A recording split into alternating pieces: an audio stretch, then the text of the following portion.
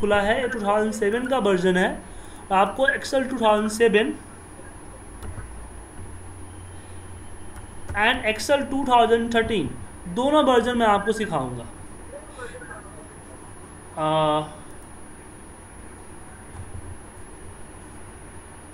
जतिन जी, लग रहा है आपने हेडफोन यूज नहीं किया है, आवाज़ इको हो रही है। शायद हेडफोन यूज कर लीजिए, वरना म्यूट कर लीजिए अपने आप को।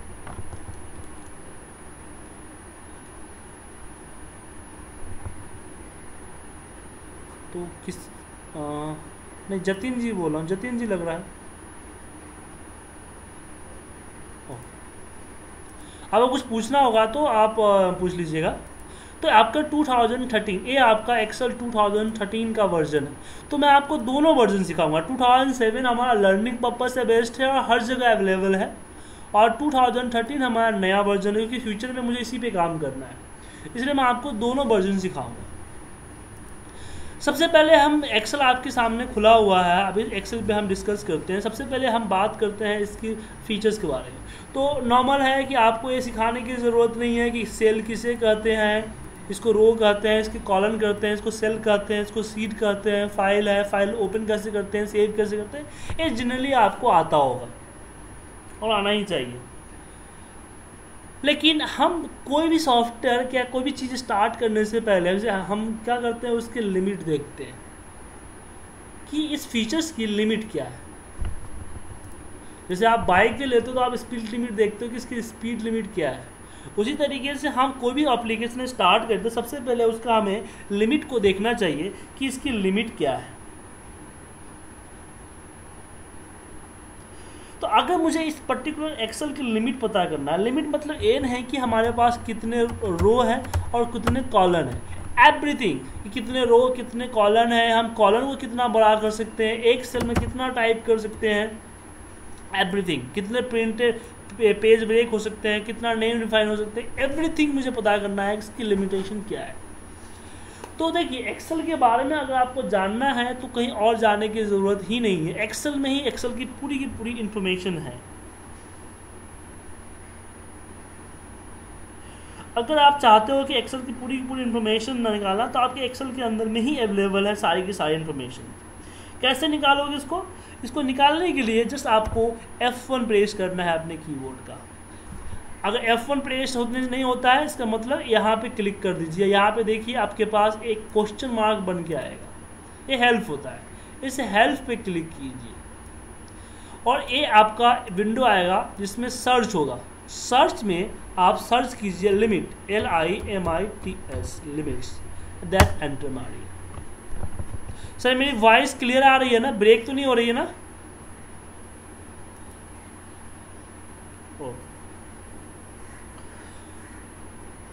सबसे पहला यहाँ पे आता है एक्सेलिफिकेशन एंड लिमिट। जैसे आपने सर्च किया तो जो सर्च रिजल्ट में सबसे पहला आएगा लिमिट्स पे, इस पर क्लिक कीजिए। ये आपके एक्सेल के हर एक फीचर के साथ उसका लिमिट है।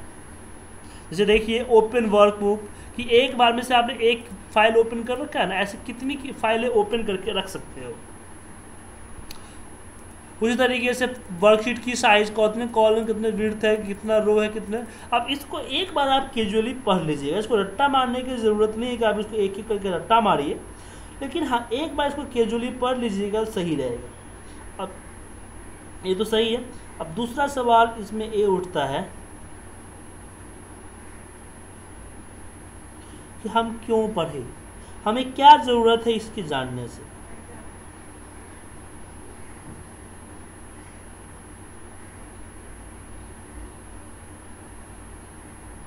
ठीक है सर, कि हमें क्या ज़रूरत क्या है इसको जानने से, कि हम क्या करेंगे जान की कॉलम की विड्थ कितनी है, कि 275 कैरेक्टर, मतलब कि हम इसको जितना बड़ा करना हो बड़ा हो जाएगा। इसकी लिमिट जानने से क्या ज़रूरत है, जहाँ तक रुक जाएगा वहाँ तक रुक जाएगा। एक सेल में हम एक कितने कैरेक्टर टाइप कर सकते हैं, जो नंबर कंटेन यहाँ दे रखा है 32,767, यहाँ क्या ज़रूरत क्या है खामखा इतना रट्टा मारने से। वैसे देखिए नॉर्मल एक्सेल में तो इसकी ज़रूरत नहीं पड़ेगी खास, लेकिन VBA में ज़रूरत पड़ेगी। जैसे मान लीजिए कि कल के डेट में आपको कोई VBA प्रोग्राम आपने लिखा है और आपको वीबीए प्रोग्राम में क्या होता है कि हर एक चीज़ को कैरेक्टर के हिसाब से लिखना होता है।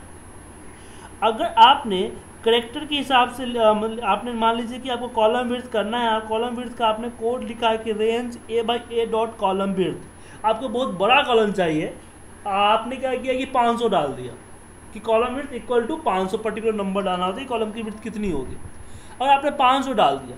लेकिन प्रॉब्लम ये है कि 500 तो इसकी लिमिट से ज़्यादा है, तो वहाँ पे आपको एरर आ जाएगा, वहाँ पे समझना मुश्किल हो जाएगा कि एरर किस लिए आ रहा है। तो वीबीए प्रोग्रामिंग करोगे तो इसकी ज़रूरत पड़ेगी। दूसरा जरूरी कि वीबीए प्रोग्रामिंग में ये सब की ज़रूरत पड़ती है, आपको नॉर्मल एक्सेल में इसकी ज़रूरत पड़ेगी। कैसे? अब कभी कभी लोग हम पूछते हैं, जैसे हम लोग इफ़ फॉर्मूला लगाते हैं कि इफ़, कभी लोग पूछते हैं कि हम एक सेल में कितने इफ़ लगा सकते हैं या कितनी बड़ी फॉर्मूला लगा सकते हैं। तो इसका जवाब है कि जब तक फॉर्मूले का लेंथ, जैसे अपने हमने इफ़ लगाया, इसमें क्या लिखा equal I F and bracket open, ये कितना हुआ 4 हो गया। ऐसे 32,767 कैरेक्टर नहीं हो जाते हैं तब तक हम यहाँ पे फॉर्मूले डाल सकते हैं, उतने फॉर्मूले डाल सकते हैं। तो ये लिमिटेशन आपको बहुत सारी जगहों पे हेल्प करती है, इसलिए आपको एक्सेल की लिमिटेशंस के बारे में पता होना जरूरी है।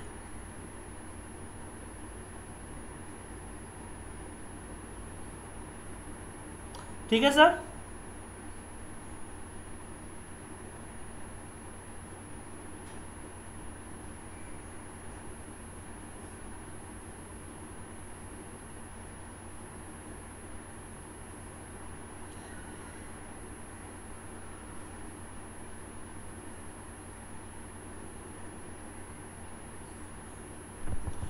आगे बढ़ते इसमें हम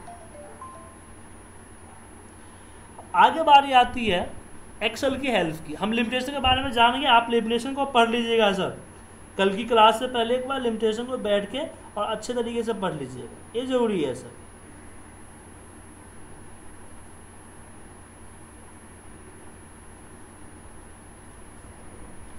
अब बारी आती है कि मुझे अगर किसी फीचर के बारे में पता करना हो तो कैसे पता करें। कोई ऐसा ऑप्शन एक्सेल के अंदर में कमांड में अवेलेबल है, इसके बारे में आपको आइडिया नहीं है, वो आइडिया पता करना है, कैसे पता कर सकते हो? तो सिंपल तरीका है कि आप उस पर कर्सर रखो, कर्सर रखते ही नीचे आपका स्क्रीन टिप्स आता है, इसको पढ़ लो। अगर इससे भी समझ में नहीं आता है तो नीचे क्या लिखा हुआ है कि press F1 for more help. तो आप अपने कीबोर्ड का F1 प्रेस कर दो। F1 प्रेस करते ही आपका जो एक्सेल हेल्प खुल के आएगा और उसमें उसी पर्टिकुलर ऑप्शंस के बारे में डिटेल में लिखा होगा, तो मोस्टली का यहाँ पे आपको आ जाएगा। अब बोलेंगे सर एक्सेल हेल्प में तो हम देखते ही नहीं, हम तो गूगल पे जाके सर्च करते हैं। तो देखिए, आप गूगल में जाके सर्च कर सकते हैं, जनरली हम लोग गूगल में ही सर्च करते हैं। कल के डेट में अगर हमें कुछ प्रॉब्लम होती है तो हम गूगल पे जाते हैं और उस प्रॉब्लम का सोल्यूशन निकालते हैं। बात सही है, गूगल पे मिल जाता है, लेकिन आपको मैं पहले बता दूं, जो गूगल पे सोल्यूशन मिलता है वो सोल्यूशन जरूरी नहीं है कि सही हो, क्योंकि गूगल पे जो चीज़ें डालते हैं और हम जैसे आप जैसे अपने ब्लॉग में डालते हैं, जरूरी नहीं है कि हर कोई सही ही है, गलत भी हो सकता है।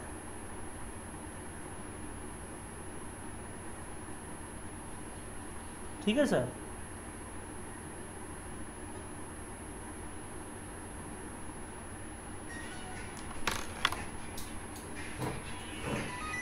एक सेकंड से होल्ड करिएगा। हेलो, जरूरी नहीं हो कि सही हो, क्योंकि उस पर हम जैसे आप जैसे लोग डालते हैं, इसलिए किसी भी कभी भी अगर आपको कुछ चीज़ का सोल्यूशन चाहिए तो आप एक्सेल हेल्प ही ढूंढिए, एक्सेल हेल्प ही सही है। क्योंकि एक्सेल हेल्प जो है आपका वो उसने वो देता है जो जिसने कंप्यूटर जिसने बनाया है, जो एक्सेल जिसने बनाया है, जो माइक्रोसॉफ्ट का जो प्रोवाइडर सर्विस प्रोवाइडर है वो डालता है, तो वो आपके लिए सही रहेगा। तो हमेशा आप जो है सॉल्यूशंस को पहले एक्सेल हेल्प में ढूंढिए। जब एक्सेल हेल्प में आपको नहीं मिलता है उसके बाद जो है आप जो है अदर सोर्स के लिए जाइए। ठीक है सर? अब दूसरी बात आती है शॉर्टकट की। आज की जो क्लास आपकी है वो शॉर्टकट हैंडलिंग की क्लास है कि किस तरीके से एक्सेल में शॉर्टकट के जरिए वर्क करोगे। तो बहुत सारे लोग क्या है ना, कुछ काम से मान लीजिए कि इतने पर्टिकुलर यहाँ पे कुछ टाइप कर दिया, मान लीजिए मुझे इसको कॉपी करना है, तो बहुत सारे लोग क्या करते हैं कि कंट्रोल सी से कॉपी करते हैं, या फिर इस पे, यहाँ देखिए कॉपी करने का कमांड आपको यहाँ पे होता है, इस पर क्लिक कीजिए और जहाँ पे पेस्ट करना है फिर यहाँ पे क्लिक करके पेस्ट कीजिए। तो इस काम को बहुत सारे लोग अपने कीबोर्ड के जरिए करते हैं, जैसे सिलेक्ट किया, सिलेक्ट करने के बाद कंट्रोल सी और जहाँ पेस्ट करना है वहाँ पे कंट्रोल वी। तो control C and control V आपका क्या है, शॉर्टकट है। तो शॉर्टकट के जरिए काम करने से क्या होता है कि आपकी नॉर्मल माउस के जरिए जो आप काम करते हो और आप कीबोर्ड के जरिए काम करोगे तो उसमें 30% आपका, 20 से 30% ऐसा लोगों ने सर्वे निकाला है कि स्पीड आपका बढ़ जाता है। ठीक है, तो बहुत सारे लोग चाहते हैं शॉर्टकट के जरिए ही काम करना। तो शॉर्टकट के जरिए काम कर सकते हो, लेकिन उसके लिए आपको शॉर्टकट पता होना चाहिए कि किस ऑप्शन का शॉर्टकट क्या है। तो आपको ये पता करना है कि किस ऑप्शन का शॉर्टकट क्या है। तो उसके 2-3 तरीके हैं। पहला तरीका है कि उस पर्टिकुलर ऑप्शन पे अपना कर्सर ले जाइए। जैसे मैं कर्सर ले गया तो आपको यहीं पे दिख रहा है Ctrl+C, मतलब कि कॉपी के लिए हमने Ctrl+C यहाँ रख रखा है। ठीक है, ऐसे पेस्ट करने के लिए Ctrl+V। तो कहीं जाने की जरूरत नहीं है, आप उसी पे कर्सर रखिएगा। कर्सर रखते ही आपको पता चल जाएगा कि उसका शॉर्टकट क्या है। लेकिन प्रॉब्लम ये है कि आपको इसकी एक लिस्ट चाहिए। जैसे आपने इसकी एक्सेल सेटिंग की हेल्प ली है, ऐसी आपको एक चाहिए, आपको हेल्प एक्सेल हेल्प की चाहिए। तो उसके लिए आपको वापस एक्सेल हेल्प पे जाना पड़ेगा। F1 प्रेस कीजिए और फिर इसमें सर्च कीजिए लिमिट, LIMITS। सर आप लोगों को डाउट हो तो आप पूछ सकते हो, आप लाइव हो। तो जैसे मैंने सॉरी यहाँ पे मैंने शॉर्टकट था, तो इसे यहाँ पे मैंने शॉर्टकट सर्च किया तो सबसे पहला आपका आ गया shortcut, Excel shortcut and functions की। याद रखिएगा जहाँ पे लिखा हो एक्सेल शॉर्टकट एंड फंक्शंस की उसी को क्लिक कीजिएगा। शॉर्टकट से रिलेटेड और भी बहुत सारी चीज़ें आएंगे आपको। तो सबसे पहला आया एक्सेल शॉर्टकट्स एंड फंक्शंस की, इस पर मैंने क्लिक कर रहा हूँ। क्लिक करते आप देखिए कि की एंड उसका डिटेल आपको यहाँ दिख गया। जितने भी एक्सेल शॉर्टकट है, डायरेक्ट शॉर्टकट है, वो सारे के सारे यहाँ पे आपके अवेलेबल हैं। लेकिन इसको यूज कैसे करोगे, इसका रट्टा मारने से तो याद नहीं होगा आपको कि आप इसको एक बार लो और रट्टा मार लो संस्कृत की श्लोक की तरह।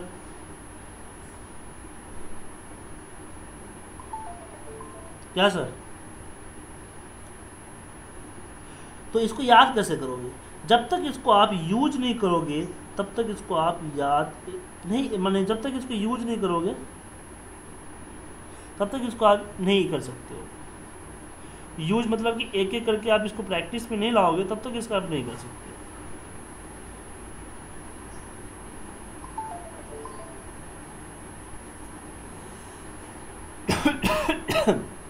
यूज कैसे करो? तो हम बच्चों को सलाह देते हैं कि आप लोग ऑफिस के अंदर में आपके पास ऐसा टाइम होता होगा जिसके लिए जहाँ पे आपका काम हो, लेकिन आपको ऐसा नहीं है कि काम ऐसा है कि डेडलाइन वाला काम हो कि कल ही करना है, अभी कभी करना है। कुछ ऐसे टाइम होंगे जहाँ पे आपके पास काम कम होंगे। जहाँ पे काम कम होंगे उस समय पे उस सिचुएशन में आप ये कर सकते हो कि आप जो काम आप माउस के जरिए करते हो उसी काम को कीबोर्ड के जरिए, मतलब कि पूरी तरह से आप काम को इग्नोर कर सकते हो कीबोर्ड के जरिए। माउस को बिल्कुल यूज मत करो। 2 घंटे का टाइम निकालो ऑफिस के अंदर में जिस समय आपके पास काम कम हो और पूरे काम को कीबोर्ड से करो, माउस का बिल्कुल यूज मत करो। आपको मैं वो 2 घंटे क्यों बोल रहा हूँ? क्योंकि शुरुआत में आपका काम थोड़ा स्लो चलेगा, क्योंकि आपको एक एक की को ढूंढना पड़ेगा। तो शुरुआत में थोड़ी सी दिक्कत हो सकती थी, इसलिए वो टाइम चूज करो जिस टाइम पे आपके पास काम कम हो। ठीक है सर? धीरे धीरे 2 घंटा जो है आपका पूरा का पूरा दिन बन जाएगा।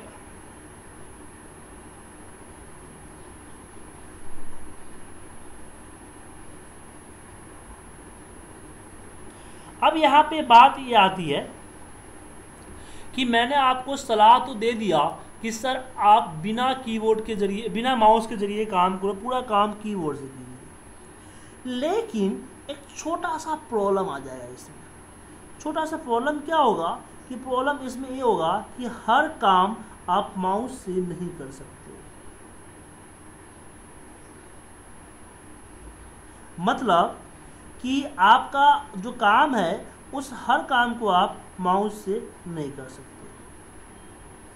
जैसे कि मुझे इस पर कलर अप्लाई करना है, तो कलर अप्लाई करने के लिए हमें कीबोर्ड से नहीं, माउस मतलब कि हर काम को कीबोर्ड से नहीं कर सकते, उसका डायरेक्ट शॉर्टकट नहीं है। जैसे कि यहाँ पे आपको कलर अप्लाई करने का कोई डायरेक्ट शॉर्टकट नहीं है। अगर आपको कलर अप्लाई करना है तो उसके लिए आपको क्या करना पड़ेगा, माउस यूज करना ही पड़ेगा।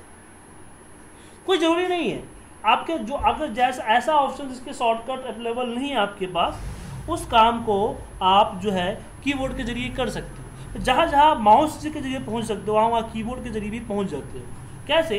अपने कीबोर्ड का अल्ट की दबाओ। जैसे आप कीबोर्ड का अल्ट की दबाते हो तो अल्ट की दबाते ही आप देखिए ऊपर मेनू बार जो आपके सामने दिख रहे हैं, और हर एक मेनू बार पे आपको यहाँ पे एक की दिख रहा है, वैसे H फॉर होम। अगर मैं अपने कीबोर्ड का H दबाऊंगा तो आप देखिएगा कि मेनू बार के अंदर जितने भी की है वो सारे के सारे आपके हाईलाइट होंगे। कलर करना है तो अगेन H दबाया, कलर अप्लाई किया और एंटर। इसी तरीके से मान लीजिए बॉर्डर अप्लाई करना है तो अपने कीबोर्ड का ऑल्ट की प्रेस करूंगा, बॉर्डर होम के अंदर में है तो H दबाऊंगा, B फॉर बॉर्डर, देखिए यहाँ पे B आ रहा है, फिर B दबाया, और यहाँ पे ऑल बॉर्डर अप्लाई करना तो A है तो यहाँ पे A दबाया। तो फर्स्ट टाइम दिक्कत हुआ, सेकेंड टाइम मुझे याद हो गया कि कलर बॉर्डर अप्लाई करने के लिए होता है कि अल्ट HBA। तो इस तरीके से हर एक ऑप्शन जो आपको चाहिए, जरूरी नहीं कि वो एक्सेल होम में ही हो। जैसे इंसर्ट में है तो इंसर्ट के लिए N दबा दिया, इंसर्ट के सारे ऑप्शंस आ गए। वापस पेज लेआउट के लिए P दबाया, P नहीं था M, सॉरी, हाँ P है, सॉरी P के अंदर आ गए सारे के सारे। तो ये पूरे के पूरे काम आप कीबोर्ड के जरिए कर सकते हो ऑल्ट की से। सर समझ में आया सर ऑल्ट की का यूज?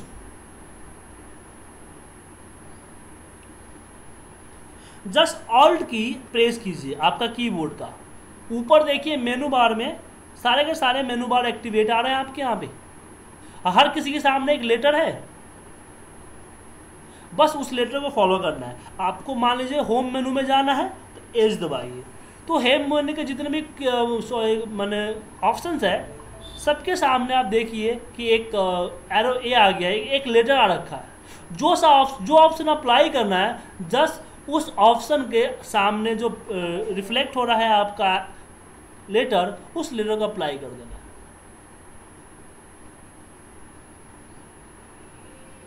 अब फॉन्ट के लिए देखिए फॉन्ट के लिए FF है, FF है ना, FF दबाइए, आपके फॉन्ट के अंदर चला जाएगा। और जो फॉन्ट चाहिए वो टाइप की, जैसे मुझे चाहिए एरियल, एरियल टाइप किया, आ गया एरियल, एंटर मार दो, अप्लाई हो गया, इस पर एरियल फॉन्ट अप्लाई हो गया।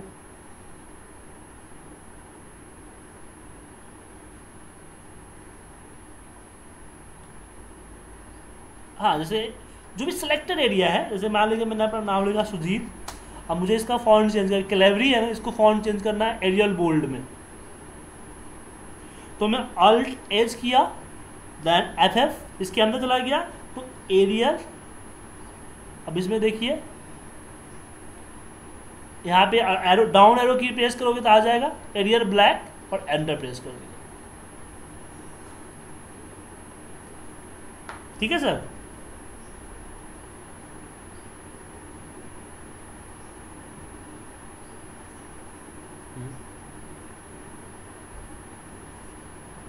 हाँ हाँ हाँ,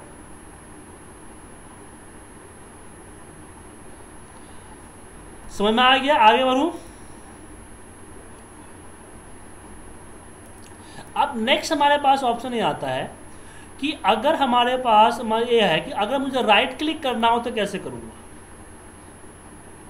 तो आपके पास अगर डेस्कटॉप है, लैपटॉप में तो राइट क्लिक के लिए होता ही होता है बटन, लेकिन अगर आपके पास डेस्कटॉप है तो आप देखिए आपके कंट्रोल और अल्ट के बीच में राइट क्लिक का एक बटन, एक एरो की का निशान होगा, वो आपका राइट क्लिक है।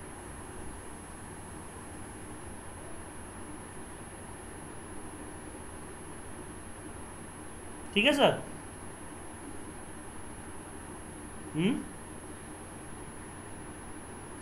अब राइट क्लिक, आप यहाँ पर राइट क्लिक आ जाएगा। अर्पित जी आपको मिल गया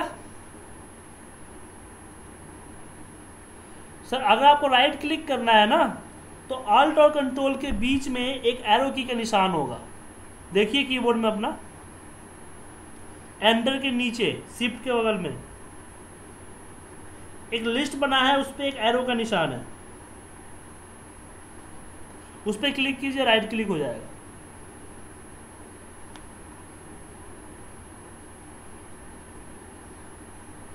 ठीक है, तो राइट क्लिक जैसे हमने किया तो ये आपके राइट क्लिक के सारे ऑप्शन दिख रहे हैं। तो आप देखिए कि जितने भी ऑप्शन है, कट कॉपी पेस्ट दिख रहा है, तो उसमें हर एक वर्ड के नीचे अंडरलाइन है, अंडरलाइन है। जैसे कट में टी के नीचे है, कॉपी के नीचे सी के नीचे है, ये सारे आपके शॉर्टकट है। मतलब मुझे अगर फॉर्मेट सेल पे क्लिक करना है तो मैं माउस या कर्सर ले जाने की ज़रूरत नहीं है, या एफ के नीचे अंडरलाइन है ना, तो मैं कीबोर्ड के अंदर एफ प्रेस करूंगा तो हमारा फॉर्मेट सेल आ जाएगा। ठीक है, just right click and F, आपका फॉर्मेट सेल। ऐसे फॉर्मेट सेल का एक शॉर्टकट भी है, Ctrl+1।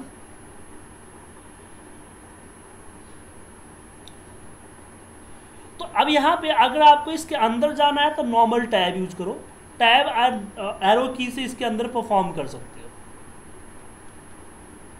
अगर आपको अलाइनमेंट में मतलब कि इस पर क्लिक करना है तो कंट्रोल टैब यूज करो, अगेन टैब से अंदर मूव करोगे,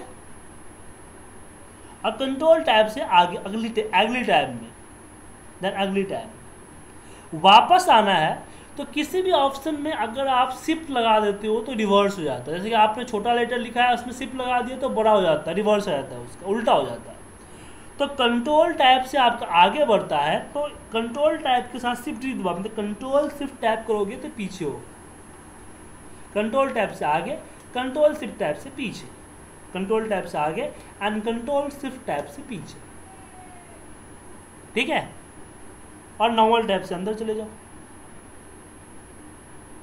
और जो ऑप्शन यूज करना है उस ऑप्शन के साथ अंदर नीचे अंडरलाइन लगा हुआ है, बटन दबा दो। जैसे रैप टेक्स्ट में W कर, एक तो स्पेस मार दो तो आ जाएगा, या फिर W है तो W कर दो, W के नीचे अंडरलाइन हो जाएगा। जैसे मर्ज है तो एक तो टैब लेके मर्ज को हाईलाइट करो, नहीं तो M के नीचे अंडरलाइन है, M दबा दो तो क्लिक हो जाएगा। ठीक है सर। गुप्ता जी समझ में आया? ओके, इस तरह से कर सकते हो। अब कर्सर मूव करने के लिए, जैसे कर्सर आपका भी मान लो कहीं कर्सर है, इस कर्सर को मूव करना है तो उसके लिए आप एरो की यूज करते हो, कि डाउन की, अप की, left right, down up, arrow की मूव करते हो। मान लीजिए इन फ्यूचर में आपका एरो की खराब हो गया या फिर वर्क नहीं कर रहा है, आपका किसी कारण से कुछ प्रॉब्लम हो गई, तो उस केस में आप क्या करोगे? जब आपका एरो की फंक्शन वर्क नहीं कर रहा है तो उस केस में कर्सर मूव कैसे करोगे? आपके पास दो ऑलरेडी की है, अगर डाउन करना है तो एंटर यूज कर सकते हो, आगे बढ़ना है तो टैब यूज कर सकते हो। थोड़ा देर पहले मैंने बताया कि शिफ्ट हमेशा रिवर्स से काम करता है। अगर एंटर कर रहे हो तो नीचे आ रहा है, अगर ऊपर ले जाना है तो शिफ्ट एंटर करोगे तो आपका ऊपर चला जाएगा, एंटर से नीचे और शिफ्ट एंटर से ऊपर। ठीक है सर। तो आपका down and up, down and up, enter and shift enter. उसी तरीके से आगे टैब से आगे बढ़ता है। हाँ नहीं, ये चीज नहीं लिखा हुआ है, जो लिखा हुआ है वो तो बताया नहीं आपको मैं, जो नहीं लिखा हुआ वो बता रहा हूँ आपको। एंटर से नीचे कर रहे हैं और शिफ्ट एंटर से हमारा ऊपर जा रहा है। टैब से आगे बढ़ रहा है और शिफ्ट टैब से हमारा पीछे आ रहा है। ठीक है सर, तो आप इसका यूज कर सकते हो। अब मान लीजिए कि आपका कीबोर्ड ही वर्क नहीं कर रहा है, कीबोर्ड ही आपका आउट ऑफ वर्क चला गया। अब आपको काम करना है, इंपॉर्टेंट काम करना है, कुछ टाइप करना है तो आपके पास सिस्टम के अंदर में ऑन स्क्रीन कीबोर्ड होता है। ऑन स्क्रीन कीबोर्ड अगर विंडो 8 है तो आप ढूंढ लो, अगर विंडो 7 है तो आपको एसेसरीज में इजी टू एक्सेस के अंदर मिलता है, या वहां भी ढूंढ सकते हो आप। इसको वर्चुअल कीबोर्ड भी कह सकते हो, ऑन स्क्रीन कीबोर्ड। अब इस पे हम क्लिक करेंगे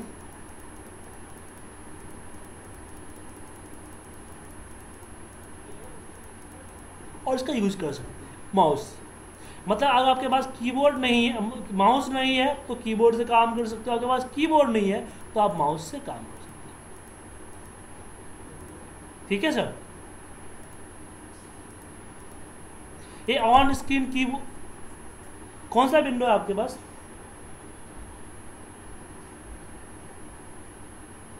ये विंडो कौन सा है? ऑपरेटिंग सिस्टम एक्सपी है।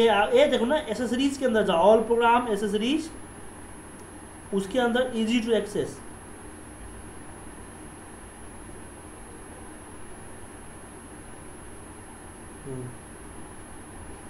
इजी टू एक्सेस,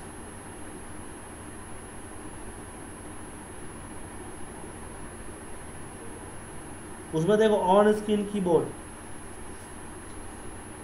ठीक है, इसका यूज कर सकते हो। अब बात यहाँ पे आती है कि आपने शॉर्टकट तो एक्सेल की शॉर्टकट्स के बारे में सीख लिया।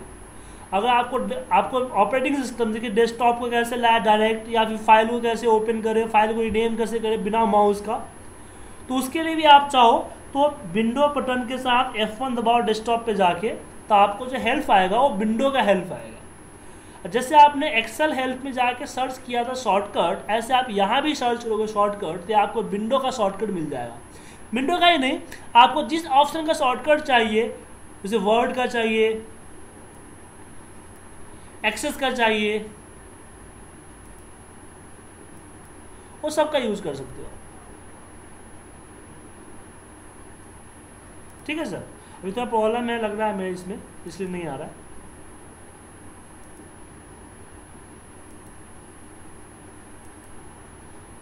अब में आ जाएगा।